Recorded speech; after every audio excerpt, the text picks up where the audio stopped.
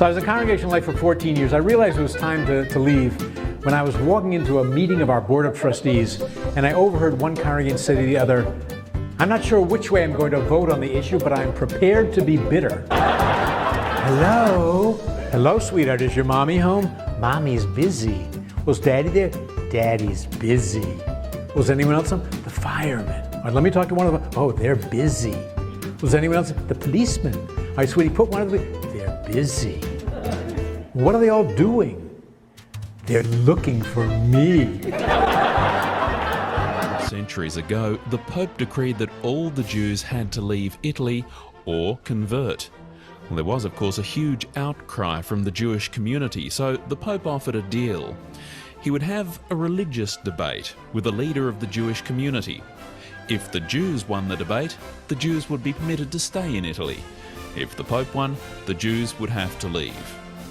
Well, the Jewish community met and picked an aged rabbi, Moshe, to represent them in the debate. Rabbi Moshe, however, could not speak Latin, and the Pope could not speak Yiddish, so it was decided that theirs would be a silent debate. Come the day of the great debate, and the Pope and Rabbi Moshe sat opposite each other for a full minute before the Pope raised his hand and showed 3 fingers. Rabbi Moshe looked back and raised 1 finger. Next, the Pope waved his finger around his head. Rabbi Moshe pointed to the ground where he sat. Then the Pope brought out a communion wafer and a chalice of wine.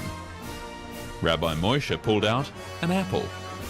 With that, the Pope stood up and said, "I concede the debate. This man, he has beaten me. The Jews, they can stay." Later, the cardinals gathered around the Pope and asked him what had happened. The Pope replied, "First, I held up 3 fingers to represent the Holy Trinity." He responded by holding up 1 finger to remind me that there was still one God common to both our religion. Then I waved my finger around me to show him that God was all around us. He responded by pointing to the ground to show that God was also right here with us. I pulled out the wine and the wafer to show that God absolves us of our sins. He pulled out an apple to remind me of original sin. He had the answer for everything. What could I do?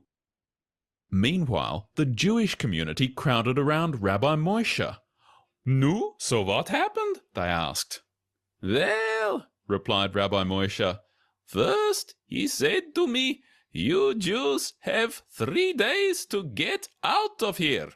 So I said to him, 'Up yours.' Then he tells me the whole city would be cleared of Jews. So I said to him, 'Listen here, Mr. Pope, the Jews, we stay right here.'" "And then?" the crowd asked. "Who knows?" said Rabbi Moshe. "He took out his lunch, I took out mine."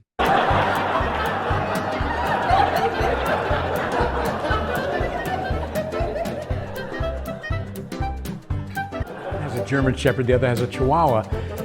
They got to a department store, and the guy with the Shepherd said, "Look, there's a terrific sale going on. Let's go in." The guy with the Chihuahua says, "We can't. We have our dogs." He said, "Yeah, but you got your sunglasses too, right?" "Yeah." "Put them on." Put on the sunglasses. The guy with the Shepherd walks into the store. The guy with the Chihuahua walks in, and the guard says, excuse me, you can't bring your dog into the store." He said, "Well, this is my seeing eye dog." The guard says, "A Chihuahua?" The man says, "What? They gave me a Chihuahua?" Welcome to The Best Medicine with Rabbi Bob Alper and Friends, film created by Jeffery Giesener. Enjoy the film and have some laughs.